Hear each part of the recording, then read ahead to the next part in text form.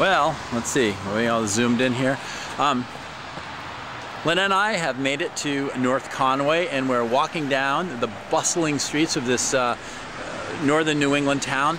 And I'm standing here outside the Gift of Life Fair Trade Shop, where Kim, the owner, has done absolutely amazing things. And she's struggling just to keep this business going so that she can keep giving to her cause. So I'm gonna go inside, and Lynette is in there with Kim right now, and I want Kim to tell you directly what she has been doing for the world and what sacrifices that she has made to help humanity and better the earth. Hi, we're in North Conway with Kim Tufts. I'd like to introduce you to Kim. Kim, say hello. Hi. And what's the name of your shop, Kim? It's Gifts of Life, Gifts that Give Back. Isn't that beautiful? It's absolutely amazing. And what's your website? Giftsoflife.org. Awesome, awesome. And Kim, tell us, I mean, we popped in here today because Dave, you're friends with Dave, and he so believes in what you're up to in the world. And lucky me, I'm getting to meet Kim for the first time. I'm very blessed and honored to do so. Tell us exactly what is, I know you have some pet projects, one of being your shop and what you're doing. Yeah. But tell us a little bit about what you do in the world. We've got a charity where we're building a clinic in Kenya, and we're educating women and orphans there. And this all came about from the shop. One thing has kind of led to the next, and we've kind of followed the steps. And originally what happened was I had read a book about a Rwandan genocide survivor, and Immaculate Ilibagiza. Yeah, she's a Hay House author like me. Yes, Yeah. yes.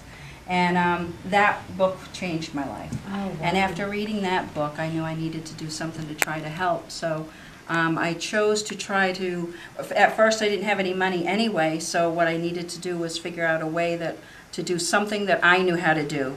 That's where I think everybody gets hung up. I don't know what to do, you know, I want to do something to help, but I can't.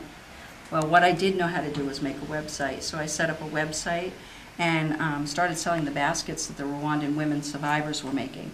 And that's where this whole thing started. And then after that, probably about 6 months later, we sold our farm tractor and opened a shop so we could try to help more people. So the shop was open, and probably 6 months after that, my soapstone artisans that make all the soapstone in here were in a post-election violence and lost everything in the war. They were burnt out of their homes and were basically sent running for their lives.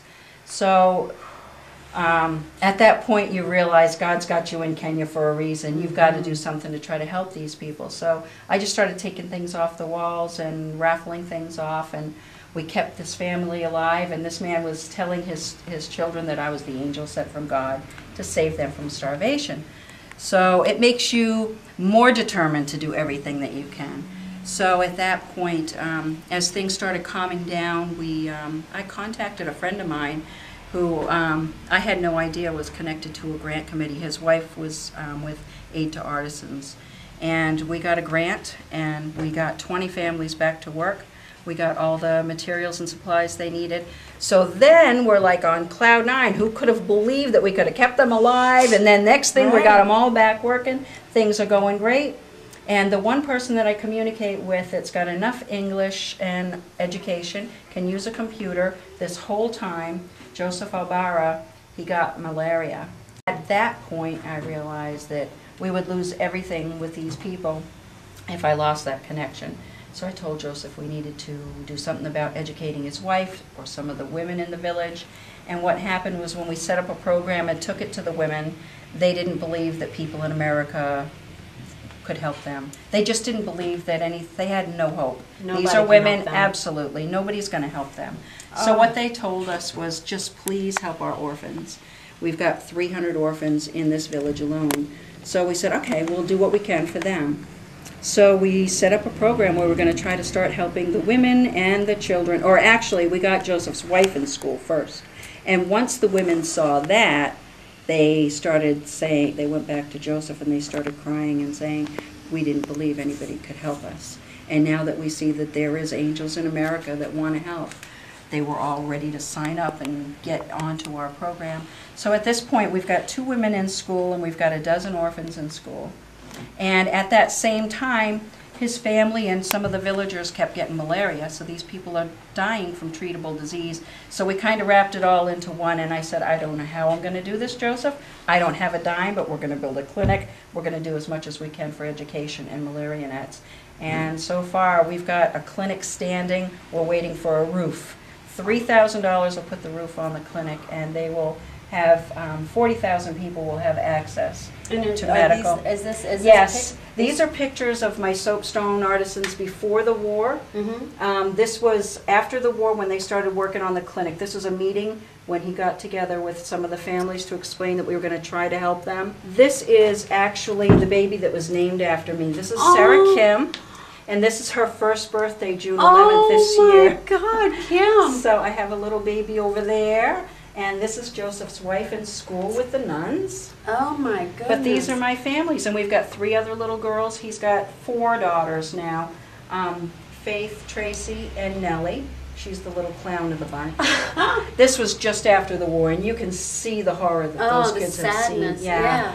But now they're all in school, and they're doing really well. And all because of you. You didn't know what you could do or how. Absolutely. And you had no money. Nope. It's not like you were this big Wall Street person. You weren't Trump. You're not. You're just a regular, everyday person. Education. No formal. And look at what you have. And look what you're creating. And I thank you for being that angel. I mean, I acknowledge you, and I'm so grateful that you're making a difference in our world. Thank you. And on behalf of us here on Random Acts of Kindness Challenge, we want to present you with a little token, a little gift from one of our authors. We love you, and we're going to put this on our blog. And any of you who are interested, any of you who have any idea or anything that you can help and contribute with Kim, whether it's anything at all, give her a call. Go to her website and see. Make some time and take a look and look at the difference that she's made just being an angel in her heart, loving and caring. And if they need to get in touch with you, Kim, is this a good number to reach you? Yes. Okay, and if you want to give Kim a call, her number is 603-356-5100. Remember, you too can change the world. Kim offers a variety of fair trade products from the Kenyan artisans she supports. Support her, and you'll be supporting them.